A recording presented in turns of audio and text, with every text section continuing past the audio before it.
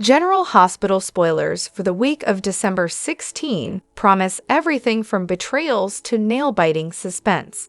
First up, Carly's in full control after Willow's cheating scandal gets exposed. Next, Josslyn's out for blood after losing her love to a tragedy. But she will stumble upon someone totally unexpected. Elsewhere, Drew reels from betrayal served by Michael and Curtis. Finally, an unknown person delivers an eerie message. Who could it be? General Hospital spoilers recall that the steamy video of Willow's dirty laundry with Drew Quartermain is out. Willow is going all panicky, prompting Nina to take charge. However, Nina will not think things through, but propose a simple deal. She tells Willow to grab the kids and run. It seems quite rational, given how the Corinthos family has all the power in the world to track her down. Carly, with her razor-sharp instincts, didn't let the circus leave the building. She turns up before Willow can flee, and her sarcastic smile says it all. "You think I'm not gonna stop what's going on here?" she says. Moreover, the situation is really heartbreaking because Carly and Willow were once practically inseparable. Now, Willow is nothing but a traitor in her eyes whose feelings for another man further sabotage things. Will they ever mend fences after this? Probably not. Josslyn won't spare Dex's killer. Across Port Charles, Josslyn experiences the ultimate grief while sitting by Dex's bedside as he kicks the bucket. What if she discovers that Dex's death wasn't an accident, but a cold-blooded murder? Josslyn will probably channel all her devastation and embark on a quest for revenge. The lady won't sit idle until she finds out who's behind Dex's killing. Furthermore, the preview video shows her lingering outside a church, looking frozen like she's seen a ghost. This implies the ABC soap might be gearing up for another twist for the morning character.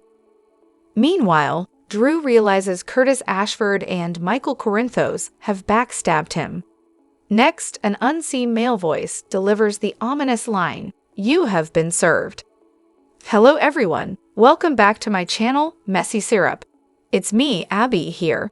I hope everyone is having a wonderful day. Keep watching, so let's dive into today's video.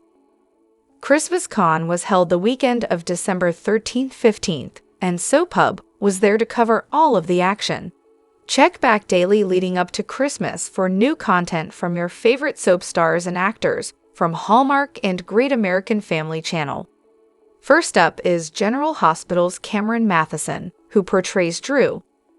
We got to learn about some of his holiday traditions and what he is looking forward to in 2025 and chat about the mess Drew finds himself in. His answers may surprise you. If you are interested in attending Christmas Con 2025, tickets will go on sale January 3, 2025. A huge thank you to That's 4 Entertainment and the Proco Group for their partnership in bringing the stars to you. Eden McCoy explained that after Sam's mysterious death, and now Dex's, Josslyn's not going to stop until justice is served. The death of Dex at General Hospital has added to the mystery of who killed Sam. And it has also added to the mystery of who originally tampered with Lulu's ventilator when she was still in a coma. Fans were saddened by the 1-2 punch of losing these characters who still had a lot of story potential. Dex's girlfriend, Josslyn, is beside herself. Now, her portrayer, Eden McCoy, has come out and spoken about how Joss isn't going to let his demise go without a fight. McCoy told Soap Opera Digest that she didn't see Dex's death coming. In fact, she found it to be a shock with all of the deaths on GH lately. It was a lot of shock, and obviously there was sadness that he and I weren't going to work together anymore, she stated, adding that their final moments together were bittersweet. But she was excited about Dex's future prospects. After Joss realizes that Dex's stabbing injury isn't life-threatening and pairs that with Sam's unexpected death, she knows something is up. She's really angry, and she's very hungry for answers. And this is not going to be something that she lets go of until she feels like justice has been served, she declared. The actress insisted that Joss won't stop until she gets answers. Fans have always joked that Joss' brother Michael had the biggest track record for girlfriends who've died, but now Joss is starting to rack them up. First, Oscar, and now Dex. Shortly after Dex's death, Jason takes Joss to his special bridge so she can gather her wits. McCoy explained that Jason didn't just say things Joss wanted to hear. He let her feel her feelings and get things out in the open by being the good listener he always is. Despite some conflicts in the past, Josslyn knows that she can rely on Jason to be there for her, even if he doesn't have any words to smooth something over. McCoy loves the fact that Joss and Jason will tell each other like it is. But now that things are harrowing at the hospital, Joss will try to get some answers. No words of comfort from any character are going to suffice for her until justice is served, in her eyes, she boldly stated. On the next GH, Ava asks Nina for a favor. In other news, Trina supports Josslyn and Carly confronts Jason. In addition to Ava asking Nina for a favor, General Hospital spoilers for Wednesday, December 18, focus on Drew stealing a moment with Willow and Michael conferring with Curtis. Ava has no idea what happened to her funds. 1 minute, all that money from her divorce settlement with Nicholas was in her account. The next minute, it was all gone. And now she can't pay Rick's well-deserved but exorbitant bill. She can't even pay for dinner. Ava is nothing but resourceful. She must be thankful she worked to repair her friendship with Nina. Ava suddenly has to ask Nina for a favor. Since Nina's also super wealthy, Ava must ask her for a loan, and maybe even a place to stay.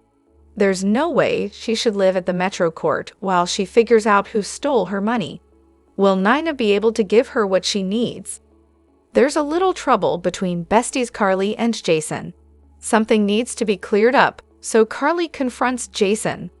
The Metro Court co-owner hates being out of the loop, so she might need Jason to tell her why he stayed quiet about Drew's extracurricular activities. After all, she asked him what caused Stone Cold to go stone cold on Drew's face, and he said nothing. Elsewhere, Carly's son takes care of business. The business of kicking Drew to the curb at Aurora Media. So, unsurprisingly, Michael confers with Curtis. Curtis wants to lead the charge on ousting Drew. Will Michael go along with his plan? More importantly, will it be successful? Well, just watch GH's weekly video preview and tell us what you think. What is Drew thinking when he steals a moment with Willow? Sure, Michael's wife kept ignoring Drew's calls and texts. But can he rent the room? She needs time to process the disaster that just happened during the Quartermain Christmas party. Finally, Dex is dead, and Joss is understandably having trouble wrapping her head around it. He was completely healthy, recovering, and smiling after his surgery. He was fine. Now he's gone. Needless to say, Joss needs her friends. Look for Trina to support Joss through this terrible time. The impending baby boom in Port Charles may have hit some snags on the December 17, 2024 episode of General Hospital. After Lulu's reunion with Tracy led to her spending the night at the Quartermains, she finally had a long-awaited run-in with her nemesis, Brooke Lynn. Despite Brooke Lynn having grown and changed over the last 4 years, Lulu still only knows her as the conniving homewrecker she once was, and didn't let her forget it. After their confrontation, Maxie showed up, allowing Brooke Lynn to vent about Lulu.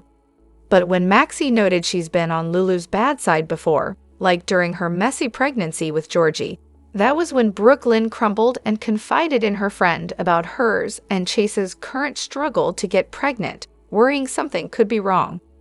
Meanwhile, Sasha was on edge, due to it being the anniversary of Liam's death. She ran into Sunny at the church, and the two shared comforting words about both Liam and Brando.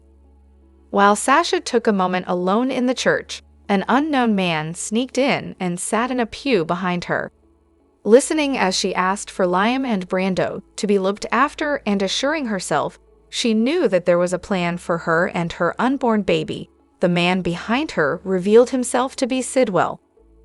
Do you think Sasha and her baby are in danger now that Sidwell is back in Port Charles? Yes, it's true. Cameron is returning just in time for the holidays.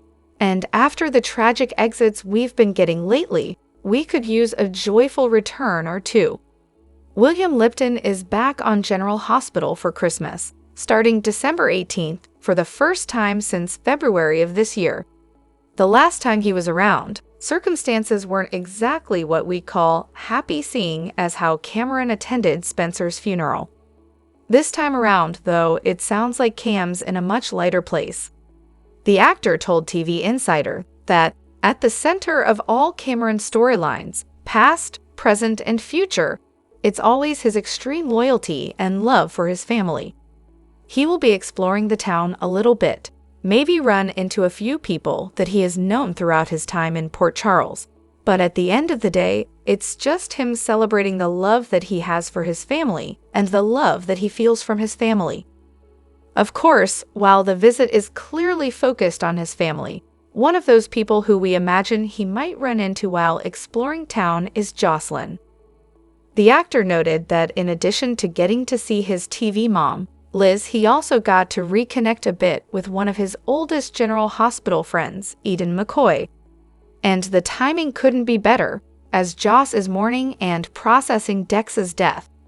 Actually, we suppose the timing couldn't be worse. Even more awkward is the fact that she dumped Cam to be with Dex.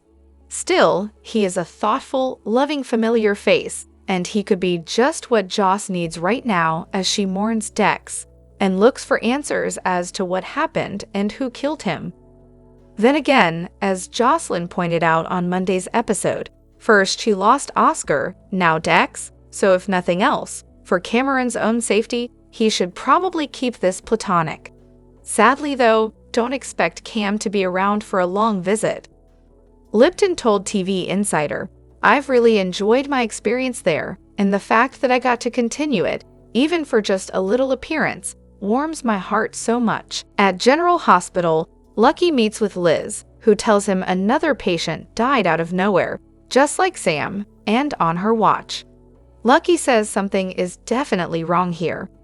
Liz fills him in on what happened, and while toxicology isn't back yet, it could be digitalis just as with Sam.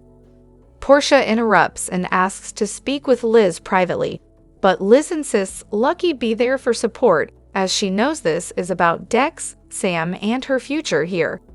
In Portia's office, she says Dex's death will be added to the investigation into Sam's death. As this plays out, Liz needs to step back from patient care.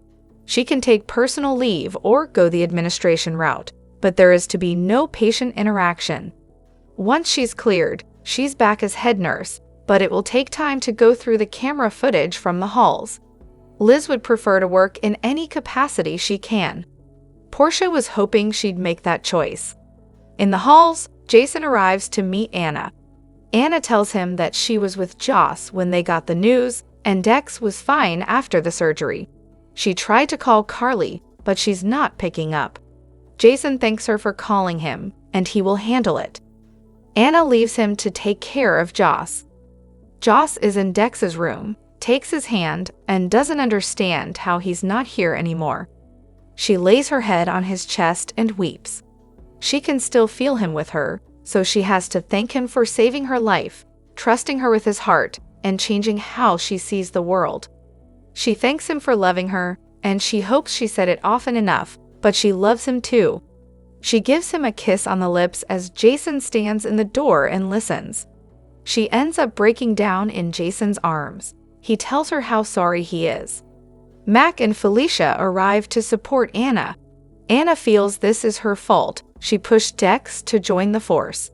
Mac says nobody is forced to put on the badge, and Felicia says Dex told her how proud he was to be an officer. Anna says Dex being stabbed in broad daylight doesn't add up, but it means he was the target. She asks Felicia to take her through what happened again. Felicia relays what happened, but also says that something about that day has been nagging at her, and she can't remember what it is. Jason takes Joss to the footbridge. Joss can't believe this is happening again. She's done this with Oscar and must now do it with Dex. With Oscar, she at least got to say goodbye. She thinks back to decorating for Christmas the other day with Dex, and he was uncomfortable as the holidays weren't happy for him as a kid. She promised they'd make new memories, but now she'll never make another memory with him again. Joss says none of this makes sense. She needs to know what went wrong, and she won't be able to let it go if she doesn't know. Jason says that may bring her peace, but it won't bring him back. Joss knows that, but owes it to Dex to get the answers. Dante takes Lulu to a cafe and tells her that she needs a big reality check. He asks what would have happened if he or another officer shot her tonight, and then he had to tell Rocco she was gone again. He says she needs to be smart and stay safe, as her getting hurt does her, Rocco, and Charlotte no good. Lulu hates saying he's right, but he is. Lulu doesn't want him to think she's prioritizing Charlotte over Rocco. Dante says she should. Rocco is here and safe. Lulu fears Valentin must know she's back, and he's probably gone deeper into hiding. She fears she may never see her daughter again. Lucky and Liz later arrive at the cafe for some drinks. Liz thanks him for being there for her today, and they toast to his being her wayman. They discuss what happened with Sam and Dex, and that something bad is going on at General Hospital.